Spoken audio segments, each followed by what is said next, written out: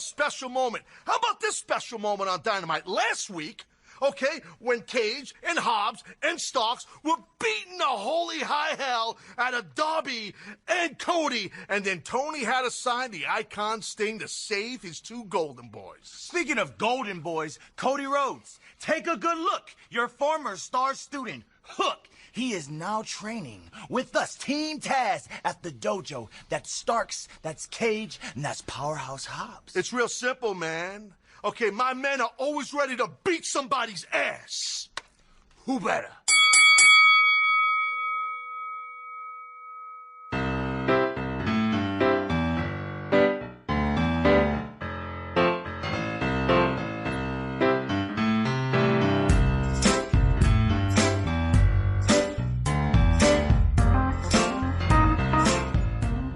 Welcome to Talk AEW, the AEW podcast from GoombaStomp.com and TiltMagazine.net. We're here today, of course, with Mariko McDonald, who hasn't been around for a couple of weeks, so we're happy to have her back on the show. I'm back. The Mistress of the Dark. That was very good pages. That was very good page, like sort of, I'm back. That was nice. I like that. We're also here, of course, with the editor of GoombaStomp.com and TiltMagazine.net, Ricky D. What's up, Ian? I think last night was one of the best episodes of Dynamite, and I think I'm alone because everyone seems to think it was okay. When I thought last week's episode was okay, although it had two big moments, I thought this week's episode was better paced, more exciting, and got us thinking about some really cool talk spots for tonight's episode. Apparently, like, a lot of the editing got very kind of wacky at a certain point. I think they were just trying to tighten up the show as much as possible, which I guess is appreciated. Mm-hmm. Yeah. Even if it did lead to some weird, like, time travel.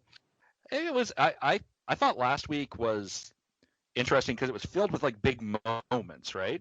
But I don't think it was the best episode of Dynamite I've ever seen last week. Like they've definitely had better shows than that one, but there were definitely some big moments on it. I liked this week better than last week. I enjoyed the show more overall. I think you're right about the pacing and what was going on and everything else. I think everything in last week's show to me was kind of centered around those two big moments, whereas this was just a better overall show. But I mean, you can't deny this. Like last week was the biggest Dynamite in the history of the company, though. Like you can't deny the impact and also like John dropping the title. I know, it was so good.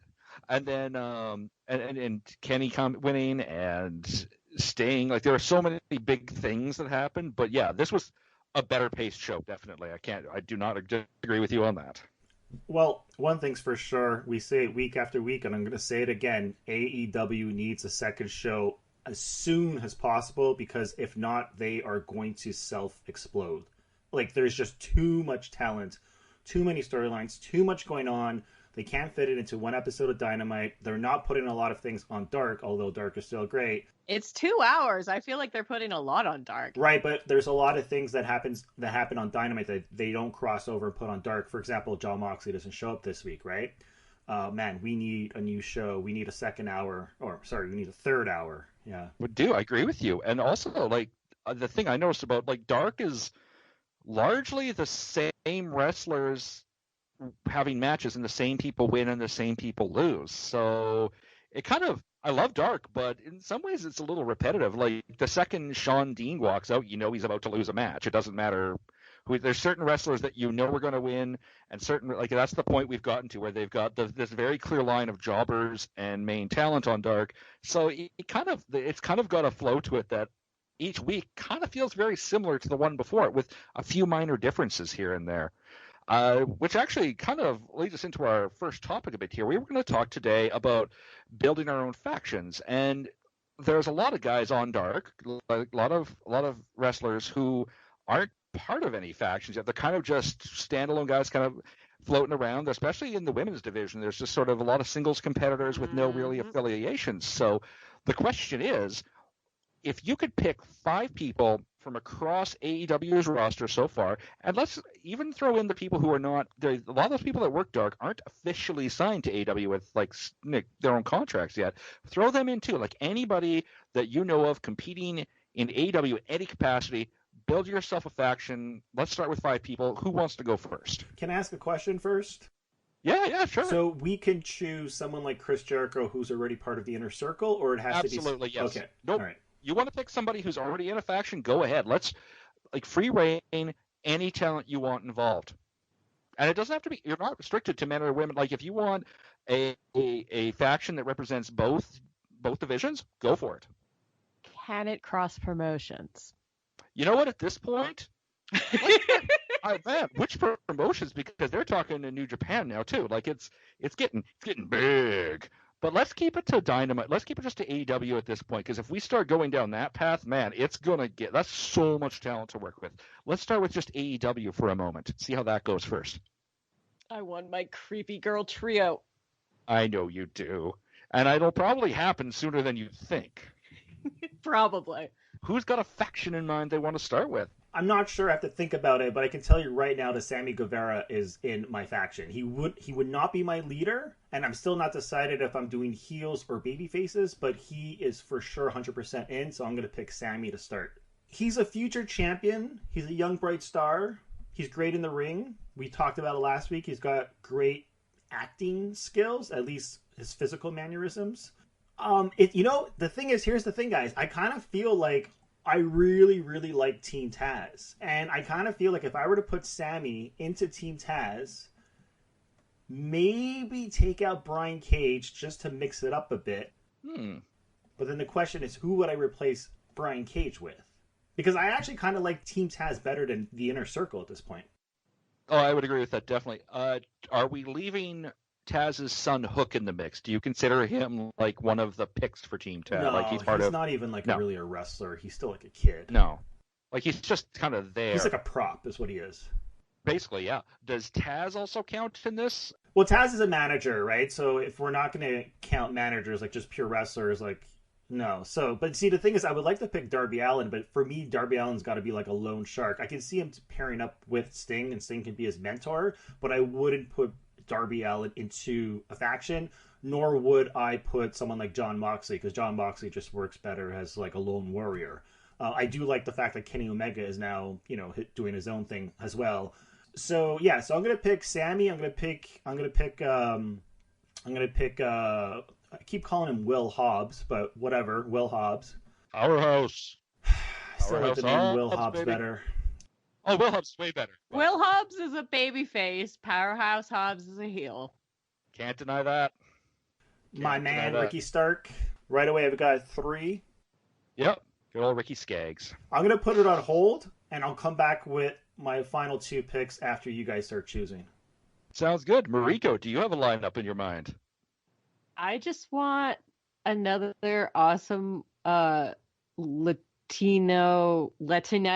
super group. Now that Thunder Rosa's playing around, but she's not technically AEW, so maybe not. But I mean, La Sicaria and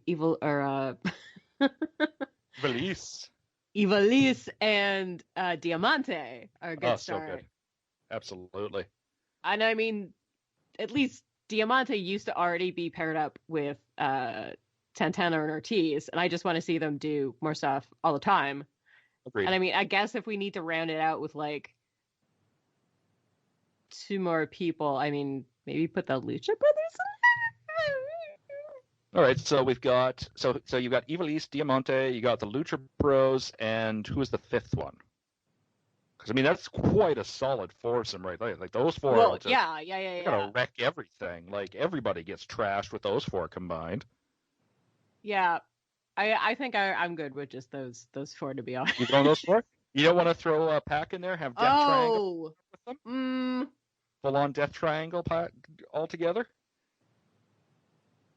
Yeah, because you do need like a solid singles person to really drive. I would agree. Yeah, totally. No, I could see Pac thriving with them too. Like that's just a group of people that want to beat the tar out of everybody.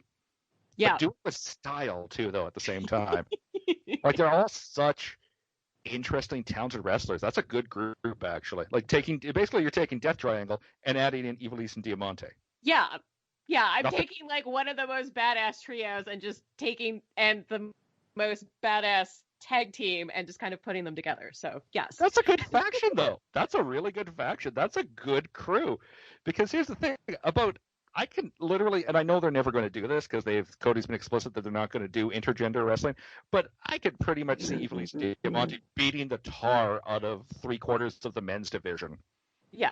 Like, they're just, like, can you imagine, like, best friends getting with them and then just kick the crap out of them? I love best friends, but, I mean, come on.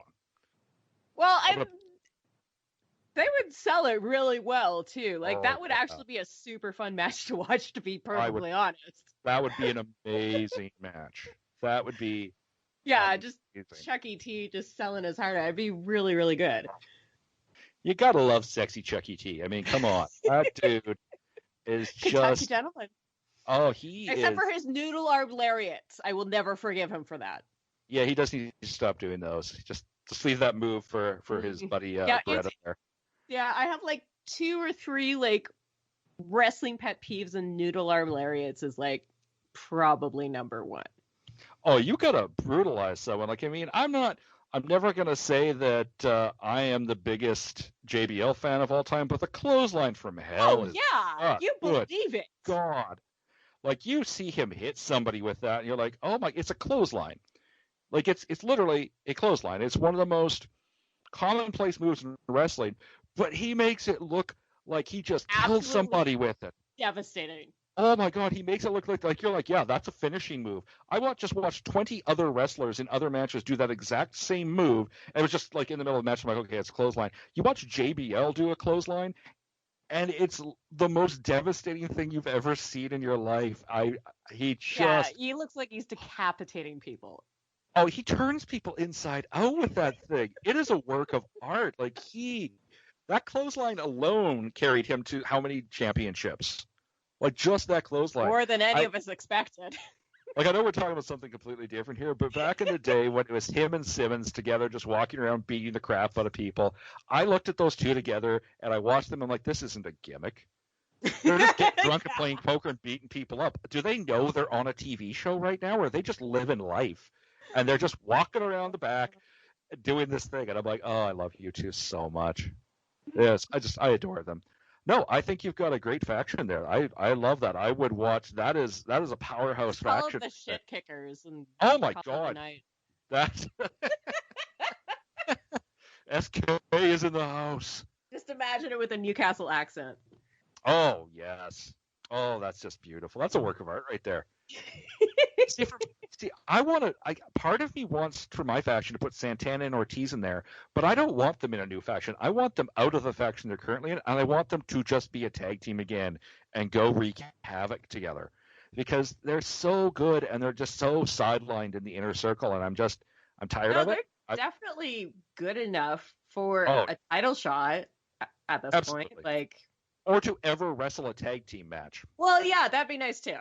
On rare occasions, I would just like to see them do something in the ring together. I know Santana's been away because he's had family issues the last couple of weeks, but at the same time, when was the last time? I literally cannot remember the last time they wrestled a match. It was a 5-star match. There you go. Was that the last time they wrestled? Yeah, that was the last time they wrestled. And so these guys wrestle a 5-star match, then what? You shelve them for a few months? That doesn't make any sense. I gotta leave that. Like, they were busy with the whole Las Vegas storyline, and now his family is like, well, I'm not sure what's happening with his family, but he's having family issues. But yeah, I totally agree. We've been complaining about this for 8 weeks now. We just want to, again, they need an extra hour. There's too much great talent. That could make all the difference. I think I might have my missing 2. Okay, who you got? So it depends. So if I'm gonna go heels, I would probably take Penta El Zero and Rey Fenix, so they would be my tag team. Hobbs would be my powerhouse, and then Ricky and Sammy would be the 2 guys that I would use to compete for the 2 title championship belts, the TNT belt and the heavyweight championship belt, right? If I'm going babyface, I think I would take Private Party. So it'd be Private Party, Will Hobbs, Sammy, and Ricky. And is Matt managing kind of thing? No, Matt Hardy's pretty much a heel now anyways. No, he can go and he can do his cinematic like wrestling matches and leave us alone. Yeah, we don't need Matt Hardy. Great. Okay. Perfect. Private Party. That's a good addition to that group too. That's a nice 5-person unit you got there. Yeah, because the thing is, like, I really like Team Taz, but the problem with Brian Cage in Team Taz is, to me, he's the equivalent of Hobbs. Like, they are both big. They don't really talk much at all sometimes. Sometimes they don't even talk. And I kind of feel like, okay, like, they look good as a unit, right? Having Hobbs stand next to Cage, standing next to Ricky, standing next to Taz, standing next to Hook. It looks like a really good team, and it seems to make sense. But I kind of feel like if I had to eliminate one of those two guys, I think I would just eliminate Brian Cage and keep what's his face, Will Hobbs. Yeah. Well, I think the problem with the lineup is right now is so who out of these three guys, you got these three great wrestlers that are part of that faction, and who is chasing what belt at this point? None of them seem to be focused on the World Championship. So are they all chasing the TNT title? I think what they need to do is like straight up define, okay, so Cage has got this belt. He's walking around with the FTW. That's great. So should him and Hobbs become a tag team, go after the tag team championship? Should Ricky be hunting the TNT because they've built that sort of animosity with Darby and him already? Like, they kind of need to define what roles these guys are filling, because right now it kind of feels like three guys competing, like, are kind of all eyeing up the same belt within the same team, and I don't see how that's going to work in the long run. Like, is that just going to fracture them? It was weird. I like that they brought Hobbs in, but I felt the same way you did. I'm like, well, I mean, he's powerhouse Hobbs, but I mean, Cage, right? Like, yeah, they already have a Haas. I had like a wacky idea to make like an all Haas faction, and how awesome that would be. That could be cool. I also had a fantasy about putting Wardlow and Brian Cage in a tag team together, because their movesets are actually kind of similar. Like, they're giant guys who could actually really move. That's just going to be a match with two guys throwing Volkswagens at people. Like, they're just going to, like, people are going to do moves, bounce off them, and then they're going to pick up small cars and throw them. It's going to be amazing. But they could also do it while doing a Hurricane Rana on a guy, and then throwing a car at him. Like, yes. Well, good God, what? I'm sorry, I'm just sort of in awe of this tag team you've put together in my mind now, of these two, like, behemoths, like. But they're extremely, like, agile. Oh, it could work. No, it could work. That's the thing. Like, it's never occurred to me before that those two would make. And now that the second when you started talking about it, they just appeared in my mind as this. I'm like this halo, this aura of energy around them. Like, this could be the greatest tag team I've ever seen. Like, it's the rebirth of the Mega Powers. Oh, it could be. They'd be like the Bludgeon Brothers when they tried that crap out, except, good.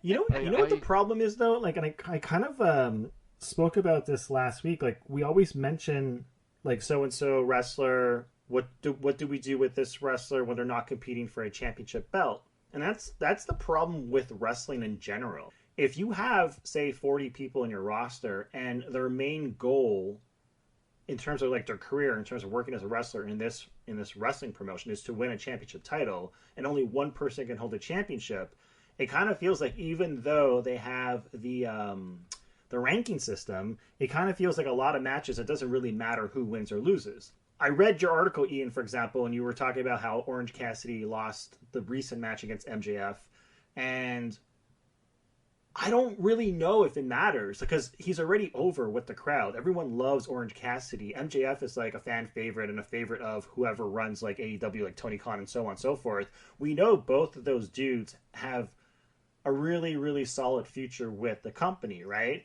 But, like, wouldn't it be cool? Like, I know we've had tournaments, but I don't like the way they do the tournaments. Like, wouldn't it be cool if we had a tournament that was actually like the playoffs when it comes to actual sports, like NBA or NHL, where it takes place over a matter of like a few weeks and every single match matters, and that's how you build storylines? Like, so and so loses the match because of interference, and then therefore we like, once the playoffs are done, like, let's say it lasts like 4, 5, 8 weeks, then you have all of these storylines that are built within the playoffs. But at least during that 8 weeks time, you're building towards the championship belt. And then I kind of feel like if you have all of our favorite wrestlers that are part of the tournament, the stakes are high, because we want, say, for example, I don't know, Will Hobbs to win, or we want Orange Cassidy to at least make it to the semifinals, or we want Sammy to make it to the finals and win the championship. Like, I don't know, maybe I'm just thinking too much like a sports guy, but I think the reason why I'm thinking like this is because of the ranking system, which, again, right now is still useless. Well, I think you're onto something. I mean, one of the things that I think that WWE generally does well. Our tournaments like that. You look at the two Mae Young Classics they did. Both of those things were freaking brilliant. They were great. They were awesome. Even the Cruiserweight Classic a few years ago, epic beyond belief. Like, it was a great tournament, and they do those kind of things well. And I think that could be. I think you're absolutely right. I think that would be beneficial to AEW to bring up. Can you like get John Silver in there, get Orange Cassidy in there, get a bunch of these guys that you're not completely sure what you're doing with, and put them to work in that, and it could be amazing. I think that's a great idea. To be fair, they did it with the women's division, but it was on YouTube. Yeah, but that problem, again, the big problem with that was, again, the YouTube thing was a problem, but also these weird slapdash tag teams that made no sense. Like, if it had just been a women's tag team, like a women's tournament, that would have been fine, but they had a team that was Rachel Evers and one of their announcers. Rachel Evers has wrestled one other match or maybe two other matches for them, and Dasha, I mean, she's trained for it, and she did reasonably well, but it's not like she's wrestled since. That made no, like, they just, these weird slapdash tag teams that went nowhere. So the whole thing was just purely thought out. Like, I don't know why it wasn't a singles competition. Yeah, I've completely sidetracked the conversation though. we still haven't heard your top five. It was an interesting idea though, I have to admit. Okay, so my crew, I'm going to start with a tag team that I'm really getting into. I'm going to start with the Acclaimed. Amazing. They are so good. I am loving those two. I don't know what Max Caster is doing at the end when he gets the pin and then he takes their hands and he starts like kissing them and rubbing his face. Oh with yeah, them.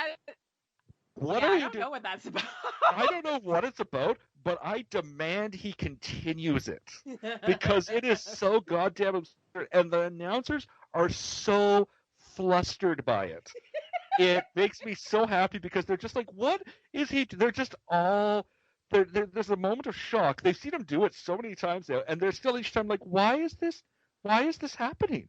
Why is this person doing this? I don't know. I thought you guys would know. I thought it was some sort of inside joke. Wrestling, baby. It's just Max Caster being a weirdo, and I am all about it. Those two, I'm so glad that they're taking them seriously. Because they are lighting it up. They have this angle where they are going after the Young Bucks, which is cool because I'm pretty sure they would have an amazing match with the Young Bucks. Yeah. But why not have them go against Top Flight? Two brand new tag teams, similar styles. Build a feud between those two teams before they start competing for the tag team championships. Well, I don't disagree with you on that. I think they need some more, like a couple of other feuds. Like they're wrestling SCU next week, which hopefully will be a bit of something. But at the same time, yeah, like throwing them against the Young Bucks immediately kind of seems weird too. Like I want to see them. Yeah, they're Tony Khan's pet project. He put them together. They weren't previously a tag team, but they work surprisingly well together. Knowing that. Congrats to Tony Khan because he made a good call. Yeah, and he's really, really behind them. So I guess that's why they're getting so much TV time now. You know who my new favorite tag team is? Every week I have a new favorite tag team. So this week it's the Hybrid 2. Yeah, last week was Top Flight. The week before was Santana Ortiz. This week it's the Hybrid 2 because that opening match, wow. Oh, they lit it up. Pay-per-view quality. Oh, absolutely. They showed they deserve to be in the game, period. Yeah, like, they just need someone to fix up their wardrobe. Like, their attire is just god-awful. This is like, this week, every week I have to complain about the look, like someone's look. And this week it's Angelico and, what's his name again? Jack Evans. Oh, yeah, right. He's the guy with the boring name. No wonder I always forget. They need to change his name. They need to change the look. Get rid of this neon green stuff. You know what? It reminds me of those LA Gear sneakers from like the 90s. Like, no, dude. Oh, yeah. I think that's kind of what they're going for is like a bad Eurodance sort of. Like, their heels, I get that they're supposed to look like, cheesy or sleazily or whatever. But, yeah, I have mixed feelings about it. Like, if you want to look like a Eurodance douchebag, I guess you're doing it. And it kind of undercuts how good they are, too. Like, Jack Evans, that's kind of the problem, because it is so kind of like throwback retro. Absolutely. Like, you watch Jack Evans go, the man can wrestle. And then you watch Angelico start, like, just breaking people down on the mat with the submission moves he knows. And it just, you're watching something just amazing with those two. But the problem is they come like I don't mind the dancing or anything, but they come out and the costumes, and I'm like, it's just your gear is not selling me on you guys being a credible threat to the Young Bucks, when in reality they are a credible threat to the Young Bucks. Yeah, they're one of the most credible threats right now. And did you see what the Young Bucks were wearing this week? Like, they look like gold. They look like they were $1,000,000, right? They did. They look like the tag team champs. I mean, speaking of garish costumes, but yeah, that's how you do it. Yeah, but that's the kind of costume you would expect in a great tag team. Like, you think of like the Rockers and the Midnight Express and so on and so forth. Yeah. You look at these dudes, and they look like they're a bunch of teenage boys going to a rave for the first time. Anyhow, again, I sidetracked the conversation. I'm so sorry, Ian. No worries. All right, but still, sticking with the Acclaimed, then I'm adding one of my favorites of all time. I'm putting Sonny Kiss in with them because I love Sonny. I don't know what the plan is for him and Joey at this point. There doesn't seem to be one. Yeah, they both seem to be floundering. That makes me sad. It does, because that tag team had huge potential, and then AEW just kind of they put all that work into building them up, then they just kind of forgot about them. So and they seem to be having so much fun too, like doing all like the throwback moves and stuff. When they come out, when they do their entrance, and Sonny comes out, and he turns around and he shows off his assets, and Joey gets that blown away expression on his face and falls on his back and like acts like he's been just mesmerized by Sonny's butt. It is one of my favorite entrances because it's just so freaking amazing. Like it's perfect. It is, and I think to me they've reached a point. If they're not, they've obviously decided not to commit to doing anything with Joey and Sonny. I love them together, but split them up and find something else for them to do. And I think putting Sonny in that fashion could be something cool for him. And then we bring in my fourth pick, my somebody who I think needs to do something different to get to the next level, and that's John Silver. I want to put John Silver next to Sonny Kiss more because I have a feeling the level of energy that they have could be really interesting together.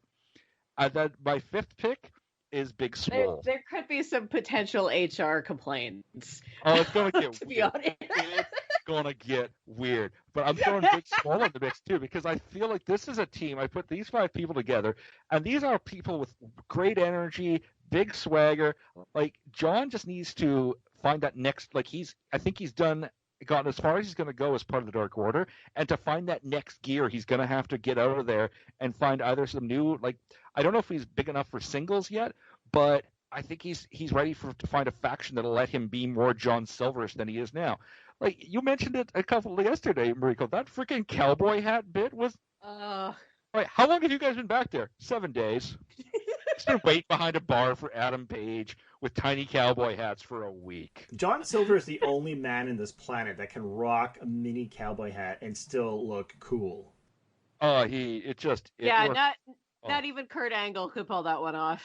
Oh, it was amazing. And now this whole thing about trying to recruit Adam Page, I'm like, I don't know what this is about. What I kind of hope happens is that he unrecruits John Silver. That he gets John, like they go in there trying to get him into Dark Order, and instead he pulls like maybe Silver and even Alex Reynolds out of Dark Order, and they start as a trio now. They just go off and do whatever their thing is. But I mean, if I had to put a faction together, I'm going Acclaimed, I'm going Sonny Kiss, I'm going John Silver, and I'm going Big Swole. Because I think Big Swole, like I can see Big Swole and the Acclaimed, like the level of swag Big Swole has. Oh my God. I love the idea that you've got these 4 people with all of this swagger, all this talent, and then you've got John Silver, who's the most overly energetic, awkward human being, and I feel like putting him with that group would give him a bit more charisma, even if it's just by association, and it'll just build them. I don't know what this team I put together is, but goddamn, I feel like they would just run roughshod over people. Can you imagine the Acclaim coming down to the ring with Big Swole, like just watching their backs? Yeah, there's a lot of options. I think I kind of played it a little too safe, so I'm glad you like really mixed it up. Like that's a really good group of 5. I'm shocked that none of us picked Shaq. I mean, Shaq's on the table at this point, I guess. We put Shaq in there, and apparently Snoop Dogg's on the table too, just in case you missed that announcement. Okay, but hold on a second. The Snoop Dogg, he's just going to do commentary because he's so good on commentary. He's done it at basketball games. He's done it on UFC. Like, he's not going to come in and be part of some confusing storyline once again involving Brandy Rhodes, which makes no sense. Mariko mentioned this yesterday, and I hope it happens. I really want this to lead up to a match between Shaq and Brandy, because if that doesn't happen, based on that interview, that's what I actually wrote. Right? It was like I think we were talking. I was like confused. I'm like, are they setting up a match between Brandy and Shaq? Because like I'm just like I'm so confused. Like, what's going on here? Why would he come out and have a sit-down conversation with Brandy when Jade pretty much almost tore her arm out of her like, you know what I mean? Like, she broke her arm. And like, clearly the whole thing was set up to get some, mainstream sports press coverage, and you get the nice thumbnail with Shaq sopping wet and Brandy storming off and whatever, but which is exactly what they've done. Yeah, they did the same thing when Mike Tyson a few weeks ago. Yeah. So when it was pointed out to me, it's, it did what it needed to do in that regard, but it didn't do anything else. It just But what did it do? Like, I'm confused. Like, I do not understand the whole point. I don't even understand, like, in terms of it being a quote-unquote storyline, I'm not even entirely sure what the story is. Like, it was a Twitter war? Is that did I miss? Like, am I supposed to follow people on Twitter to understand what the freak the story is? Like, that's stupid. Well, that makes no sense. No, I didn't even get that impression either. I think he was there to be like, oh, Jay talked about me, but I don't actually have any beef with anybody. And then Brandy's just being super sensitive to everything. But then Shaq, for absolutely no reason, decides to, like, be a dick. Put it in her face that Jay gets to wrestle and she doesn't. And then he's sopping wet. But it started because of a Twitter rant or Twitter war, whatever you people call it on Twitter, between Cody and Shaq. Like, that's how it started. That's what they said on Dynamite. They said it on Dynamite. They said it all started because of Twitter. And I'm like, that's a stupid way to build a storyline. Jade? Shaq went on Twitter and he was like poking fun at Cody. Yeah, it was something that Shaq brought up during that weird interview. No, it was before the interview. But I got the impression that stuff had all happened after. No, I have no idea. The fact that none of us know is problematic. Yeah, it's so confusing. Exactly. Well, this kind of brings me to my next concern about it. I mean, there's not talking down to your audience, and then there's whatever's like. This was brought up. I can't remember where I saw it. I was watching YouTube, and it was probably What Culture was talking about bad gimmicks.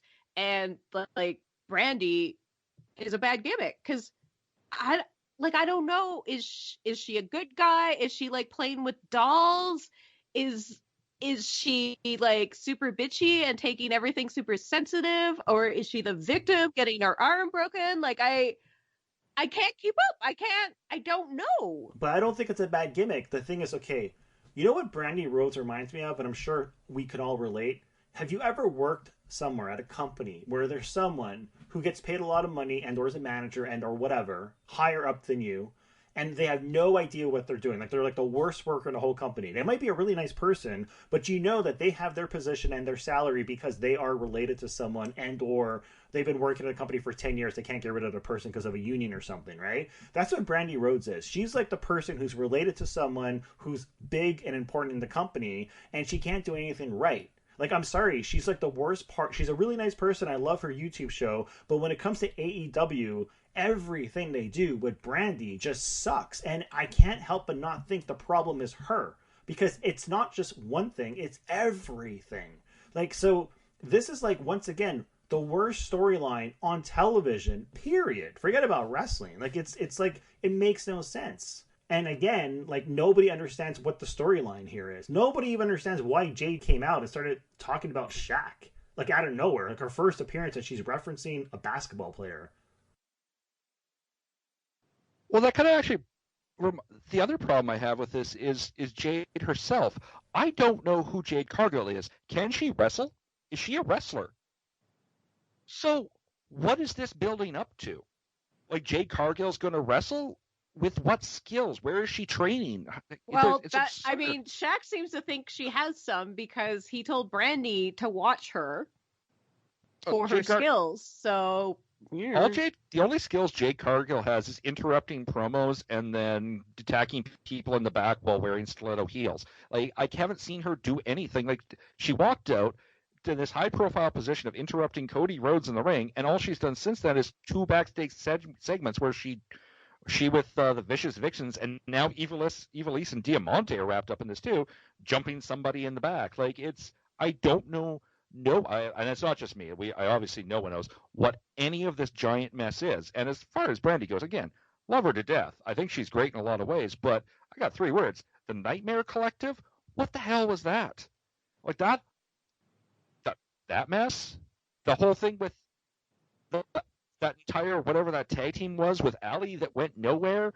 That debacle. Like I can't disagree with you, Rick. Like it just every time she's involved with something, it goes in a weird direction. And is there still a feud between her and the Dark Order? I don't even know anymore. Like Brandy was having a feud with Anna Jay and the Dark Order, and that just kind of has disappeared now too. Like everything with the booking with her, I don't know if it's her fault or if it's somebody else is doing bad booking for her or what's happening. But you're not wrong. No, it's because she's what, like the vice president or yeah, she's EVP of some. Right. There's like 9 vice presidents. Okay, but the point is, like, when someone doesn't have a storyline that's not working out, they can't just say, okay, I'm going to quit and do something else, right? Like, they have to keep doing what they're told to do, what they're paid to do. But because she's in this position, if a storyline's not working out, instead of trying to work it out, instead of, like, maybe putting an effort into it or at least finishing it, she just gives up and quits, and next thing you know, she's doing some other random weird thing that makes no sense. And I'm sorry, like, that's just bad for business.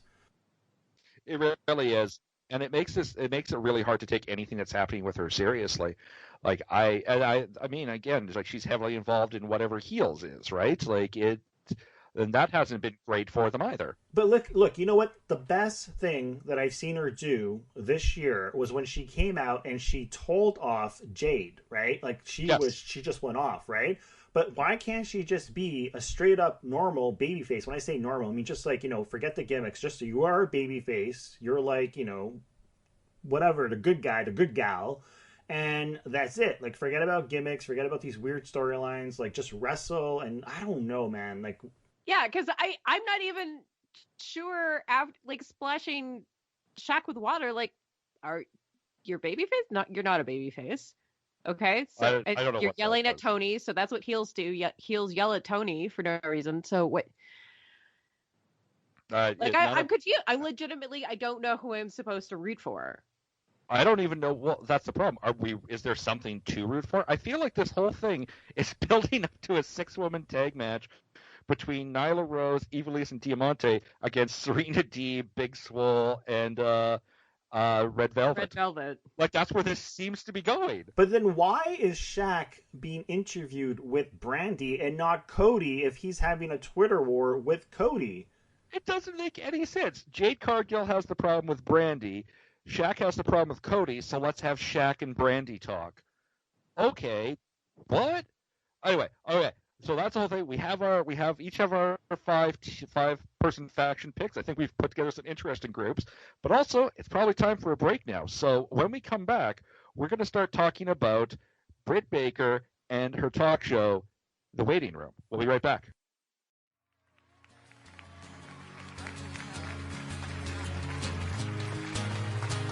Well, I'll be damn, I'll be great. I'll even be Sam if you tell me that I am. Well, I'm not messed up, I'm a little obsessed though, inside.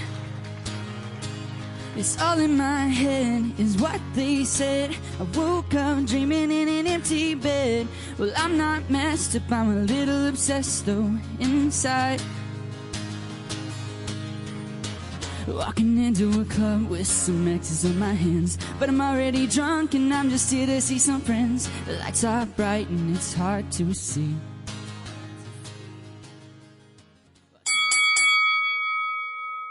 And we're back with Talk AEW, back with Mariko McDonald. Hello.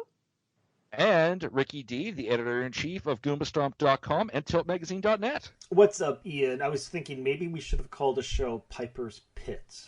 Oh, everything should be called Piper's Pit. I was just reading or writing something about him just the other day, and like I always forget that the man was born in Saskatoon and raised in Winnipeg. Like you gotta love, like he's a Canadian wrestler through and through, and I love that guy. He's one of my favorites. Obviously you're bringing him up in part because we're about to talk about AEW's first talk show-esque segment, The Waiting Room, starring Dr. Britt Baker, DMD. So I have a few questions for you before we start Let's raving about how great Britt Baker is. Now, there's been a lot of talk shows in wrestling. We mentioned Piper's Pit, there's the Brother Love Show, there's the Barbershop, King's Court, etc., etc. Has there ever been a show in which a lady has hosted the show? Not that I can think of, no, except for Alexa Bliss. Right, Alexa Bliss has been doing one for a while. Bliss. Yeah, that's been a big one for a while. Wasn't anything on Glow? No, they mostly did like weird skits and stuff. Yeah, mostly weird skits. I think like, Alexa's the only one I can think of off the top of my head right now, but she does a damn good job of it though too. Like I've always liked once she got rolling in NXT as her Alexa Bliss character, like who she is, I've always liked her. Whether she's face or heel, she works, and her talk show segment was fantastic. I thought it got really good when her and Nikki Cross were partners, and then Nikki would be out there with her on her chair. They'd have their cups of coffee with their little best friend logo thing on it. It was it worked. The whole thing worked. It was great. No, she does a really good job of the tag team as well. But I mean, like her whole shtick with she's even adapted it because she's doing the shtick now where she's with the Fiend, and so she's gone all off kilter now too, just like the Fiend. But she still does her Moment of Bliss talk show, but she does it in her happy Alexa Bliss clothes, and it's now got like children's chairs, and the table that she used to have in the middle is now this weird cage with a doll in it. And so they've adjusted the way a Moment of Bliss looks to fit who she is alongside Bray Wyatt and the Fiend now, which is interesting. So she has a way better set. Because the one thing about Britt Baker, like, I love her show. I love her. I love her in the ring. I love her out of the ring. I love her personality. I love her when she's out of character, just being herself, like in real life. This woman is amazing. I just wish she had a better set. Why is it so small? I kind of like how super budget it is. But it's weird, like the space Because feels I don't really think compact. it's shot on the stage. I think it's actually shot in the back, like in the loading dock. Like it's got 3 walls, which is weird. So it feels like this weird compact box SNL style stage. Yes, it absolutely feels like an SNL set. And I think that's kind of what I like about it. I think it's weird because sometimes I'm sitting there and I love it, and sometimes I'm like, what is happening right now? I think the concept is really good. I just think they need to figure out how to execute certain aspects of it a bit better. Yeah, like my biggest thing, as they develop this, the current structure, I don't know what's gonna happen with the musical act because that is not sustainable. Well, how many people could they possibly bring in? Like, is it going to be Marko? And don't get me wrong, Marko is actually a really good singer. I was not very good singer. I was when they said, and now our musical guest Marko Stunt. I'm like, what? And then he started singing. I'm like, oh my god, wow, Marko, good for you. And, yeah, he was a church choir kid, so yeah. He's actually a very good singer. He was great, fantastic, amazing. Yeah. Rave reviews to Marko Stunt for his singing performance, but. You're absolutely right. Like, how many of those could they possibly have? So, by the way, I'm looking at the stage right now, and so it's set up right next to the ramp, which they use to walk into the ring, right? It's on the side. So it's like, if you are standing with the babyface crowd, staring into the ring, it's to your right. So, therefore, if you're walking out, it's to your left when you're walking down the ramp, like you're at the top of the ramp. You're right. It has the 3 wall setup, although 2 of the walls is slanted, but then it has like this, the wall is like blue and white. It has this weird sort of like tile, and then it has like these random like picture frames, and then it has the gray couch. Like, whoever color coordinated this whole set, we need to talk. I think it's meant to mimic like a nightmare waiting room, but I think it's almost even too cheap to really evoke that. I think that's the exact problem right there. It is too cheap. I thought about that, but I mean, I've gone to the dentist, and it doesn't look like this. Like, first of all, the walls are usually all white. The couches, like, they don't have a couch. They have, like, those black chairs to sit on. They usually have like a magazine stand, and they usually have like a television set so you can watch TV. Anyhow, I don't know. It looks a little budget. But again, we talked about this last week, right? Because you're filming in one location week after week, it should be easier for you to build a set because you don't have to tear it down week after week when you're traveling to a new city. So why can't you just build us a kick-ass set? Because I don't know if you guys remember a little talk show called The Funeral Parlor with Paul Bearer. I mean, that was a pretty badass like set. We're talking about coffins and a smoke machine and great lighting. Well, the Barbershop, man. Come on. The Barbershop was great. The Snake Pit. Oh, by the way, Jake the Snake. I wonder where he is these days. Oh, he's in AEW. Bring him on the show, Brit. That would be that would be a good one, actually. You know what? I think the thing that bothers me about the waiting room is the fact that the set is designed to look like a waiting room at all. Why is it like this is supposed to be a talk show? Why not so far nobody's like really gotten into a fight much on it or anything. So why not do an actual talk show set? So Brit, Dustin, and Rebel were awkwardly sitting on a couch together for Dustin's weirdly aggressive interview. It was why another chair? You can't have a conversation that way. Look at Conan set up with Andy, right? When they still did it this way, but behind a desk, couple of chairs, Andy to the left. Yeah, it's like they're trying to mimic a 3-camera setup with one camera or one I don't care the other. They're in a weird kind of limbo between a dentist waiting room and a talk show set, which doesn't work. You either need to do one better or the other better. You can't, whole-ass one thing, don't half-ass two things, right? I think they need to lead into it and make it a talk show, back in the day when Vince had his show. Right?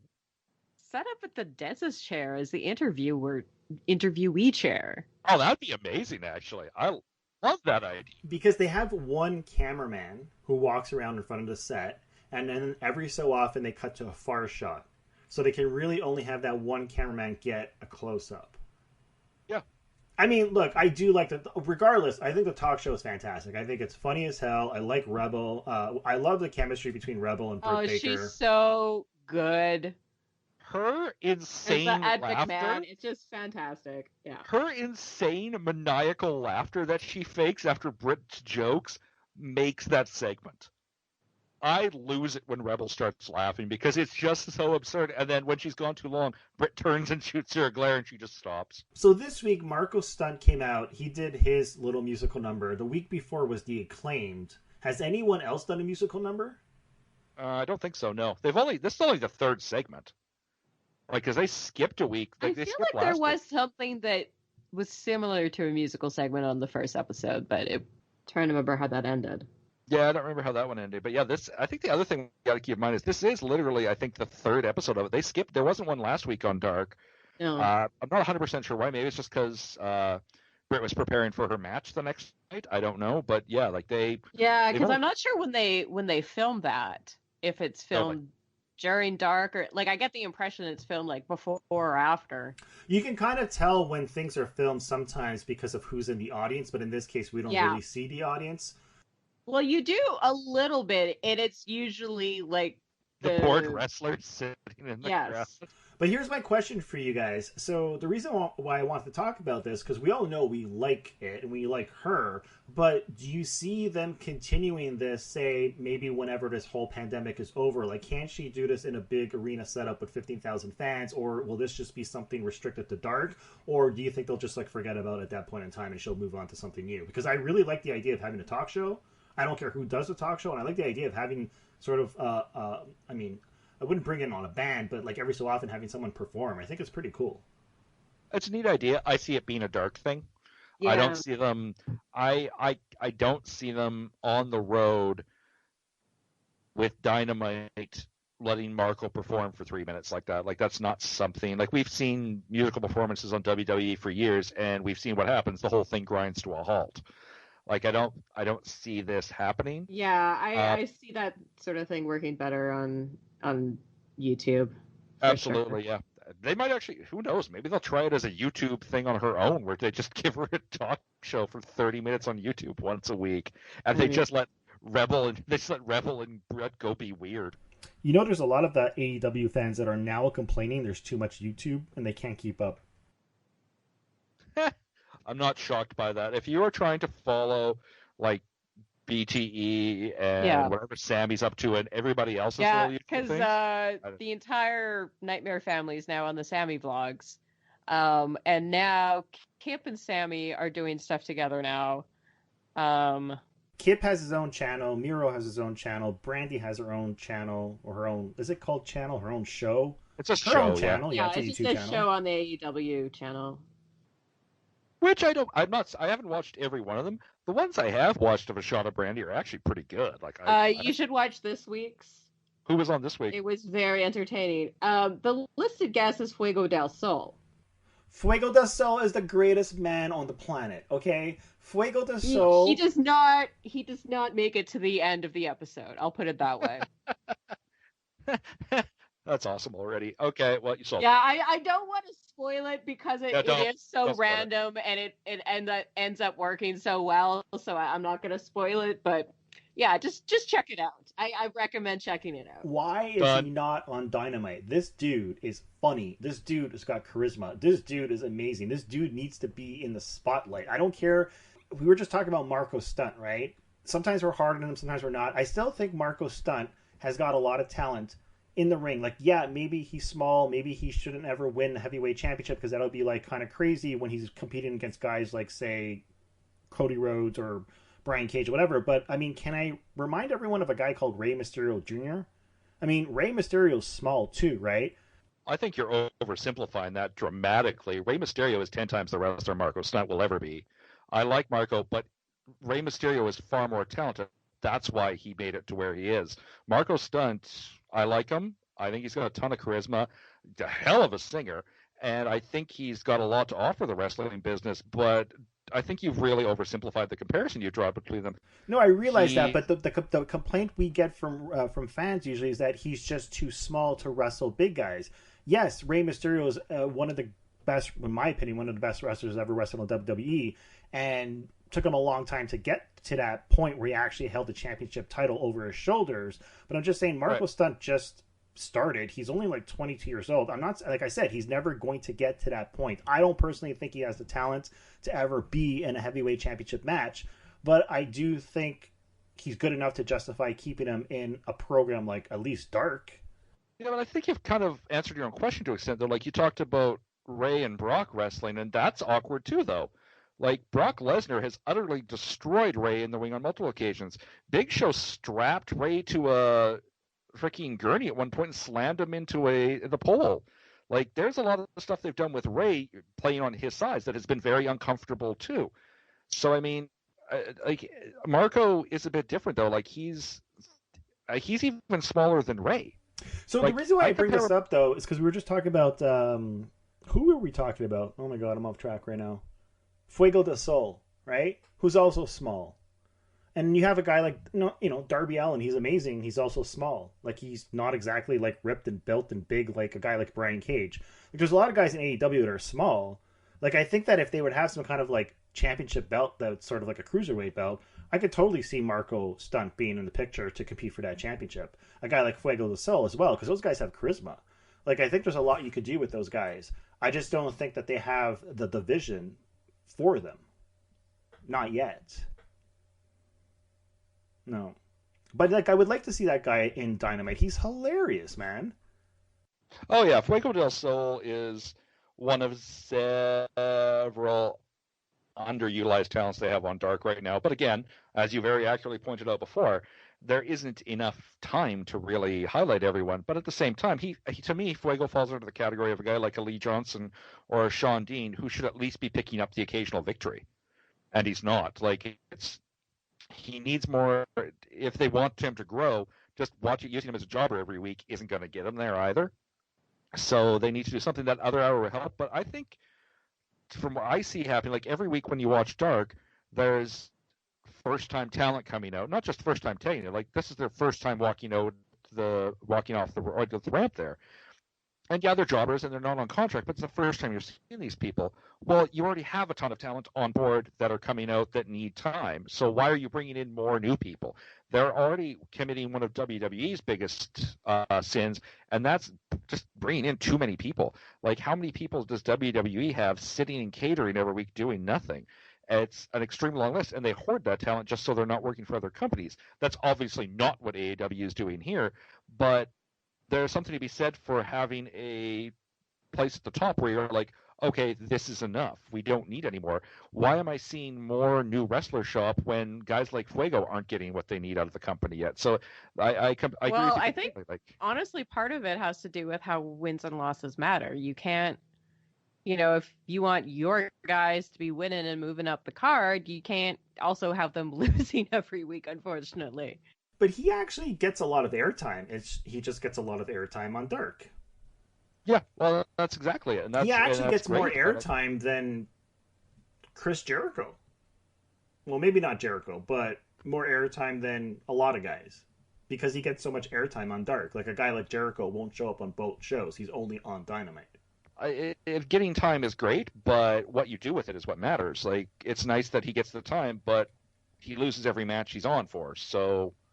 Well, Peter Avalon lost every match, and now he's won the last 3 matches. He completely changed his whole entire look and gimmick. Yeah, that's exactly my point. Like, he needs to start winning matches. That's what I'm saying. Yeah. Like, so did Brandon Cutler. Leva Bates finally won a match, too. Like, it's having these guys around, and, like, if you're just going to have guys be jobbers, this is my complaint about Dark. The same guys are jobbers, the same guys are winning. But none of these guys who are on Dark, are they ever, like, they're just going to keep winning matches. Are they ever actually going to get a title shot out of it? No, because the rankings are meaningless, and they're just going to have a random tournament to decide who faces Kenny next.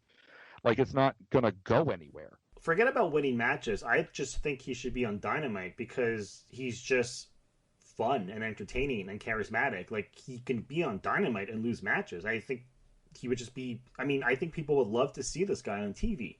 I think he's just fun to watch. Like, maybe it's just me. I think he's hilarious. I don't think we're disagreeing about that. Like we're both saying he's a great wrestler and we want to see more of him. But I'd like to see them actually have somewhat of a plan for him more than just being there to lose. Well, I mean, Goldberg, his whole thing was he just kept winning. Like, why can't we just do the opposite where this guy keeps losing? Yeah, WWE did that. They had, like, Brian Myers had a massive losing streak for how long? Like, a streak is a streak. The problem with anybody whose entire gimmick is a streak was when it ends, then what are you left with? Like, Goldberg has been virtually meaningless since that streak ended. Like, that's the reality of it. Nobody cares. Now he's trying to push for a match with Roman Reigns. No one cares. He doesn't understand that nobody wants to watch him wrestle anymore. Like, nobody cares. The same thing happened to Asuka. When her streak ended, she floundered for 2 years. Like, that's the thing. Like, it's a streak. Any way you cut it is, I've never liked that as a gimmick because you can't hinge somebody's entire identity on it. At the same time, like, all I'm saying is I'd like to see Fuego del Sol win a match, and I don't see why that's a problem. It's like, this is where I have mixed feelings because, okay, for example, if he wins a match, who does he win a match against? And does it hurt that person's reputation? Like, you know what I mean? Like, one of the 800 random jobbers they bring in on Dark? Well, yeah, a good point, but... How about Ryzen? How about, like, there was 3 new guys on Dark this week. He could have beaten one of them. Like, they'd have no problem bringing in random dudes. I think the thing is, his gimmick is that he loses all the time. And that one day he's going to pull off this amazing move and he's going to win the match because it's the greatest move ever. And they're building up a feud with him and QT, too, so... That would be awesome. Yeah, it'll pay off eventually on Dark, but we're not there yet. I mean, like, Peter Avalon and Brendan Cutler had, losing streaks, and it took them a year. Like, Fuego will get a win. He'll get on Dynamite. Like he's new. We don't need to put everybody on Dynamite right away.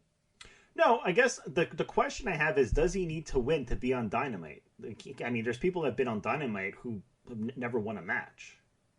I think those two things are mutually exclusive. Like, he can be on Dynamite and not win. I feel like he has been on Dynamite eating. He has? I mean, someone squashed him. Or at the very least, he was on Lance Archer's shoulder when he came in or something like that. Oh God. Technically, he's been on Dynamite. I'm pretty sure. Either getting demolished by Lance Archer or getting squashed by someone else. But yeah. Also, just a quick follow-up. You said you were talking about Fuego del Sol's gimmick being like losing all the time. Is that coming from somewhere? Well, whenever you watch him on the YouTube channels, the whole thing is he's like, I'm going to win tonight. And he's going to pull off his special move. I forget what it's called right now. It's the tornado DDT, which we've never seen him do. I think it might be an in-joke because I don't think he can actually do one. Yeah, so it's an in-joke. Yeah, that's the thing. Like, you need to watch a YouTube shows. Like, sometimes they do show him being interviewed or talking in dark, but most of it comes from the YouTube shows. And so the whole quote-unquote gimmick or inside joke is that he's never won a match, and he keeps losing a match, and every single night he goes out and he says, I'm going to do it tonight. I'm going to pull the DDT, and I'm going to win the match. And he never does. Well, I see that brings us back what we were talking about before with Shaq and Cody's Twitter feud that none of us are aware of. I don't watch those shows. I'm not aware of any of this. None of this, I'm not going to watch any of this. Oh, yeah, they've almost redeemed Cody because he's, goofily supporting Fuego. And, there's all kinds of crazy stuff happening. I literally know none of this. All I know of Fuego del Sol is what I see on Dark. That is it. I don't know him from these shows. I don't watch these shows. I'm not going to watch these shows. I don't have time for that. So all of this character development means nothing to me. So there's one really funny skit where Justin Roberts is practicing his introduction of whoever's coming out, right? And Fuego del Sol is the opponent, right? And so he's like, and your winner is, and so I forget who he was fighting. It was Brandon. Right. It was Brandon Cutler, yeah. Right. So he's like, it's Brandon Cutler. And so Fuego's like, wait a minute, why are you practicing this? I can win, you know? Anyways, it was this funny exchange, and basically he just does not believe that he can actually win the match. He's like, you're gonna see, I'm gonna do the DDT, I'm gonna win the match. And so that's that's an example of the inside joke that's happening on the YouTube shows. But you're right, that's what I'm saying. A lot of AEW fans right now are complaining that there's too much YouTube content and they don't have time to watch it. And not just that, but a lot of it is really long. So to get to these 2-minute skits which are part of an ongoing story or inside joke, you need to fast forward through the YouTube video. When the 2 Matrix sequels came out, there was a series of animated shorts called The Animatrix that also came out around that time. That was fantastic. And they're great. But the problem was there was character development and plot that went into those, so that were then directly referenced and influenced, for instance, both of those, the sequel movies, at least the third one anyway. So if you didn't watch those animated shorts, you missed. There was things in the third movie that made absolutely no freaking sense. There were characters that you didn't know where they came from, and that was a failure in storytelling. That's what this is too. If you're expected to digest multiple other YouTube shows to be able to know that Fuego del Sol has this gimmick of losing, which I was 100% unaware of, that's a failure. I don't think that you actually need to know that to enjoy his matches on Dark. I don't. Well, I think that we're talking about character development, not wrestling. Yes, wrestling, I can still enjoy his matches, but we're sitting here talking about where he is in his career and his gimmick and this other stuff, and then Rick mentions a gimmick and a concept that I have no idea about. So what I'm saying basically is I would like to see that, I hate to call it a storyline, but those skits on Dynamite, because they're actually really funny. So, when we watch Dynamite, so we have the matches, we have the commentary, we have, the cinematic cutscenes, what do you call it, what Darby Allin did this week, which, by the way, was amazing when he's getting interrogated. What do you call it? It's like a cinematic vignette. Thank you. So, and then you can have the backstage interviews, right? So why not have these ongoing backstage interviews with this guy? So I'm not saying he needs to take up 10 minutes and have a wrestling match and lose against Brian Cage or whoever, but just have him backstage because he is really funny. And those skits, which are happening right now on YouTube, are some of the best things that AEW is producing, but it's happening on the YouTube channel. So all I'm saying is it'd be great to have him on Dynamite. With that said, you're totally right, because that's what I said 10 minutes ago, 5 minutes ago, and I'll say it again. A lot of fans are complaining there's way too much YouTube content. And I'm not talking about Dark. I'm talking about these storylines developing on their individual channels. Which, by the way, we were talking about Britt Baker, and now we're all over the map. So I'm just going to end by saying this. The weird thing about AEW is, when we talk about who is Brandy, who is Shaq, what is the storyline, all this confusion, I think a lot of the confusion comes from social media and YouTube these days, because you have these wrestlers who are quote unquote breaking character, right? Like you have Sammy, who's a heel, and then he's on his YouTube channel and he's like buddy with the guys that he's not supposed to be buddy with. And it's like, it's really confusing. Like, I understand that, like, clearly, like, it's scripted and, like, you know, not that wrestling is fake, but it's scripted, right? Like, you know what I mean? There's a predetermined winner usually.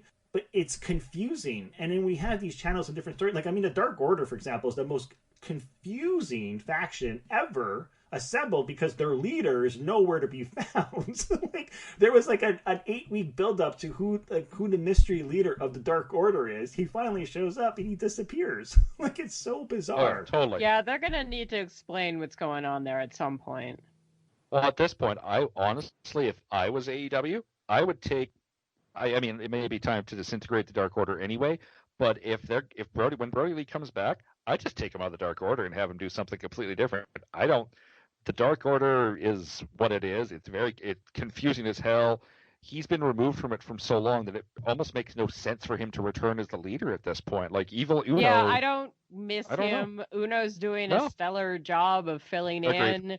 The storyline still makes sense. Actually, probably make more sense without him. I don't know what you do with him when you bring him back. I think it's just going to cause problems, and maybe that's the story angle. Maybe he comes back and it does cause problems, and the rest of the Dark Order is like, bye-bye, and they're trying to figure out how to get him out or something. I don't know, but I don't think he's necessary. I think that's an interesting way maybe to get Hangman more involved, or like it could be, yeah.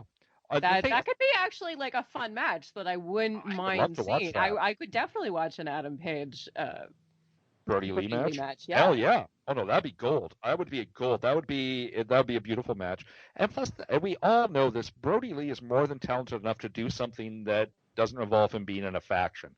Like, he doesn't have to be part of Dark Order to be successful in AEW. In fact, I think he'd be more successful in AEW if they moved him away from that. I was kind of hoping when he was going to show up, he was going to be partnered up, like him and John Moxley would do some sort of weird, like, outsider group kind of thing. Like, they would, and then maybe throw Darby Allin in there too, and the three of them would be some oddball group. I kind of was hoping for that almost, but even then, like, now I really just want to watch him work with Lance Archer. Oh, God, pure gold. I would love that, too. And that's the thing. I think he needs to, like, I think for Brody's benefit, getting away from Dark Order leads to more of those kind of matches, too. I think it just, he works better on his own from it, and I think it's, now with him being away for so long, it's the perfect time to shift him away. So, I would say that also going back to the YouTube content we were talking about, I don't know, like AEW Dark had 16 matches this week. It regularly has 16, 17 matches. I'd like to see them cut back to 14 and include some of this YouTube content, you guys. Like the Fuego del Sol stuff is so good, and it's on YouTube anyway. Why not slide a couple of minutes of it into Dark? Like, I'm already watching it. It's sitting right there. It would help build the character for me. Like, I personally love it. Like, maybe it's just me, but like even his interactions with Brandy, because they have this little like secret partnership going on. Like, nobody really knows. Well, like, Brandy's like his biggest fan. In kayfabe, Cody is like a super fan of Fuego. Yeah. Holy crap! All of this sounds amazing. And he's got this thing going on with Sammy too, and like there's a lot happening. Like when he stays over at Sammy's place, he's like the roommate. They have a feud. Like, he's actually all over the Sammy blog right now. Like, people complain about WWE on SmackDown and Raw having too much of that kind of content and not enough wrestling. I think the inverse might be true of AEW at this point, that they need to incorporate more of that into particularly Dark. Like, Dark is almost an exhausting amount of matches crammed into 2 hours at this point. Like, you are 100. Now that, see, what I wasn't understanding before, like when we started this part of the conversation, because I wasn't aware of all this, I totally did not understand what you were talking about at all. I was so confused. That's just my fault of not explaining things properly. But yeah, no, like you take the best of the YouTube content and you sprinkle it in between the matches, so it has this nice pacing for the show. So you got this great match, this really funny segment which lasts like about 2 minutes, gives us a bit of character and story, and then go back to a match. But yeah, I mean, that's basically what I want to see, and I think you're totally right. It's too much to the extreme on one side, and with WWE, it's too much to the extreme on the other side. Like, WWE, it's like, it's all it is, right? Like, where's the wrestling? I do think Dynamite has a nice balance, especially the last episode, but Dark, this is what we talked about. I think it was last week when we talked about how we would want to like restructure and if we were like the director of like Dark and Dynamite, what we would want to change. And that's my problem with Dark. Like, it's just match after match after match after match with no production values. It doesn't seem like it's a live show, and it just needs a bit more spunk to it, and like just a bit more variety. Well, I'll tell you what, I take back everything I said before. I'm now 100% on board with you and everything you said. Now that I understand what's going on, now that I'm aware of it, I completely 100% absolutely support what you're saying. Well, and that's what I'm saying about Marko Stunt. Like, Yeah. if you watch Marko Stunt on Sammy's vlog, he is one of the most charismatic talents that they have in the roster. You know, not just because he can sing, not just because he can act, but he's just really funny. The thing about Marko Stunt, he has this weird thing where he's like this really annoying babyface, right? But he doesn't have to play it where he's like that annoying. We don't see that Marko Stunt on Dynamite. We barely see him on Dark. We just see the little guy who's getting his ass kicked. Like, I kind of feel like that's why I brought up the Rey Mysterio Jr. Or, you know, I even think of someone like Spike Dudley, like a comparison to those wrestlers. That's a better comparison. I like that, yeah. Because those guys, they were great in the ring, but like, you know what I mean? They're, like, Spike Dudley had this, like, it was kind of like a gimmick, his personality and whatever. Like, the crowd loved him, right? And he was also great in the ring, even though he would get his ass kicked because he was, like, so small, but he would still kick ass as well. So, anyways, we were talking about Britt Baker, and, like, I think the reason why I sort of, like, derailed this whole entire conversation is because the great thing about having a talk show, and this is why I asked if there's a possibility that we would keep the talk show moving forward after, like, quote unquote, the pandemic's over, and because I think the talk show would actually give them a reason or give them a great way to showcase the personalities of a lot of these wrestlers who aren't necessarily yet involved in storylines, so they can't get those backstage interviews or the vignettes, right? Mm-hmm. But by having them appear on her show, like the Acclaimed, like what's her face from Brazil, sorry, I can't pronounce her name, Jay Conti, thank you. even TH2, like, yes, that was really important for them leading up to the match with the Young Bucks. You're right. You're absolutely right. No, I think you make a great point, Rick. Like, even on the Marko Stunt thing now, I don't know, I don't understand. Like, because I don't watch that YouTube stuff, all I know of Marko is him coming out to the ring and getting tossed around. That's literally it. That's what I know of the guy. And so if there's this whole other side to him I'm unaware of, like, I'm sitting there every week when I see him come out going, why is he here? Like, I don't know why he's in the ring right now. If I'm more invested in it and I'm seeing more of his personality like that, then I'm understanding. You're absolutely, the comparison to Spike Dudley, I think, is brilliant. I think it's a good one because Spike is a little dude and he was in the ring with some big people getting tossed around and people were invested in him as a person. And if they could do that with Marko, I think he'd have a lot fewer detractors in that way. And I don't understand why they're not doing that. Like, it doesn't make any sense to me. And you're right, the Britt Baker segment could be a good window to that. On the YouTube channel, he has, like, a man crush on Sammy. Like, he loves Sammy Guevara. Who doesn't? Like, but, like, it's to the point where whenever someone gets close to Sammy, he gets super jealous and does these really kind of, like, psychotic things, like locks them in washrooms or tries to, like, knock them out. Like, it's so funny. It's like Fatal Attraction. Cool. It's Fatal Attraction when Marko stunts.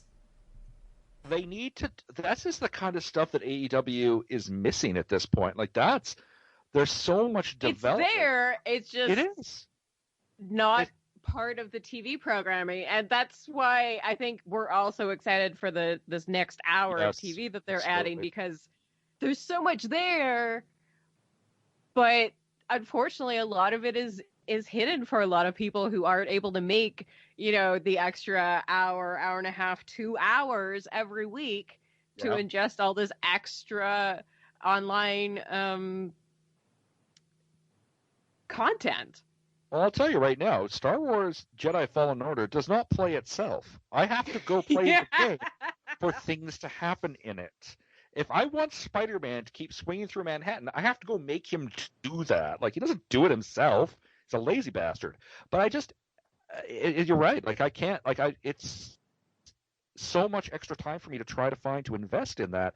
I can't do that. And it sounds like they're doing so much good character development. I don't know why they wouldn't find a way to work that back into, at the very least, Dark. It sounds like they're doing some of their best work in that area, and that could just be. For a while they were trying. So like, I don't know what's really going on with that, and I'm hoping there aren't any kind of weird, like IP disputes and stuff, because I'm assuming that both BTE and the Sammy vlogs are monetized. So like, I don't know how that affects anything about the content in them, or like how, or any of that. So. I mean, who knows? I think they just need to bring it in. Like, there's so what an incredible mind, like what an incredible resource they have on their hands that they're just not putting to its best possible use right now. That's the thing WWE would do. They would misuse something like that. I remember when Zack Ryder started getting going with his Long Island Stories. Thank you. Like that stuff. That was pure gold for him. And then WWE got their hooks in it, and it was crap. But I mean, or even when I think about the do you guys remember the Fashion Police vignettes they used to do? I never saw them, but I am aware of Fashion Police. There was a series of vignettes that freaking Fandango and Tyler Breeze used to do, where they were just behind the scenes thing. These were the biggest things in wrestling for about 6 months, because these two, they were actual police. Like, they weren't like about wrestling. They were like investigating some case that nobody really knew what it was, and they were acting like real cops. And they would go interview witnesses and stuff. I don't know what they were investigating, but then over time they started turning into homage. Like a 3 or 4 episode arc would be an homage to NYPD Blue. Then the next one would be Law and Order, and the intro would change to be Law and Order S. Except about those two. Oh my goodness! I want to go back and watch all of these. You need to find these. For a while, they were Mulder and Scully. It got really weird, and then they started going undercover. Tyler Breeze had an undercover janitor character, which he went and wrestled as at one point. He went in the ring dressed as a janitor with a mustache, and he started mopping the ring during a match. And I think it was when the Usos were champions, because they were going after the Usos belts at that point. And Jimmy and Jay were just staring. I'm like, what is happening here? And then they got the Ascension involved in all of this too, and they started working with the Fashion Police because they had nothing else to do. And then the problem was WWE then took it and shifted the whole thing over to YouTube where no one was watching, and the whole thing fell apart virtually immediately. But it was just Fandango and Tyler Breeze being insanely weird for 5 minutes an episode of SmackDown, and it was freaking brilliant. But that's the kind of stuff that like BTE and all these other shows sound like they're doing. So why not incorporate it in? It was some of the most talked about. It was one of those periods, like it was they were getting, people were going up looking on YouTube for them after, and then when they took them off SmackDown, people kind of forgot. It's, you know, and then Fandango started getting injured over and over again, and the whole thing just came off the rails. But you have to go, if you haven't seen those the Fashion Files, I think that segments were called the Fashion Files. Fashion Files, that's amazing. Okay, I definitely need to go look this up, because I also love crime procedurals, obviously. So this is like two of my favorite things. Venn diagrams. The homages, oh my god, the homages to like crime procedurals, just rampant, and it got so weird, and it was amazing because some wrestlers would play along, and others were like, "What the hell is happening? For the love of God, can you two idiots please go away from me right now?" But there was, I don't even know if they ever resolved the case. There was some overarching case that they were investigating the entire time, which they never resolved because they're incompetent. So. They actually had water guns they carried with them because those were their. Oh, well, of course. And they would squirt people during the matches sometimes. Like, it just, everything about it was so weird. But that's the kind of stuff, when it clicks and it works, that's great. So why not bring all this Fuego, if this Fuego del Sol stuff is working so well, bring it in. Let's see it. Like, I want to put it in a show that actually I'm going to watch. Like, there's a certain, like, every time you take it down another level into social media and YouTube land, you lose X number of people who are willing to spend the time watching it. And the further down that track you go, you get less and less people. And once you're down at the bottom of that, if you're putting in content that's actually kind of necessary to understand what's going on back up on Dark and Dynamite, that's a problem. Like, did you guys see the skit when they kept doing like the backstage private parties or public parties? Yes. No? Yeah? That was hilarious. Yep. So basically, like, private party had a private party. In order to get in, you had to be on the guest list. And so there would be like this long lineup of all the superstars, like the entire roster would be lining up to get into the club, and it would be someone who's a bouncer, and he would say, "You're in, you're not in, you're in, you're not in," and he would kick people out, right? And so I think it was a Dark Order. They did a public party. And so to be on the list, you could not be part of the private party. So it was completely the opposite. And when they get into the room, they just go crazy. They have like this big, huge dance party. So you see like John Silver like doing breakdancing moves, and like it's like hilarious. But it's on these YouTube channels. It's not on Dynamite. It's not on Dark. It's on the channels. Oh, that's too bad, because that sounds brilliant. I guess on that note, we should probably wrap up. We've been talking for a while about a lot of interesting things about AEW, and I've actually learned a lot today, I feel like. I'm a better person now. This has been Talk AEW from Goombastomp.com and TiltMagazine.net. We're here, as always, with Mariko McDonald. Heyo. And Editor-in-Chief, Ricky D. What's up, everyone? Just to remind you, you can listen to this podcast on YouTube, on Podbean, on Stitcher, on iTunes, like just about everywhere. But visit the website, Goombastomp.com. You can find all of the links inside each and every single post. And you can also check out Ian's weekly coverage of Dark and Dynamite. Thank you guys very much for tuning in. We'll see you next week. Thank you very much for tuning in. We'll see you guys next week. All right, well, there you have it. Thanks for being with us. Yep. And Brandy, thank you very much. And thank you. Okay. I appreciate you. Yep. All right, very cool. Thanks, Tony. Yeah, I'm sure they cleared that up. Thank you for being with us. And Brandy, while your arm's in the sling, I think you should watch Jade. You can probably get some pointers from her. That's a joke, right? No, I'm serious. Oh, so you're just going to disrespect me like that again? It's a pattern of behavior here that I'm saying, you know what, Tony? I'm sick of this shit. You are an overgrown asshole.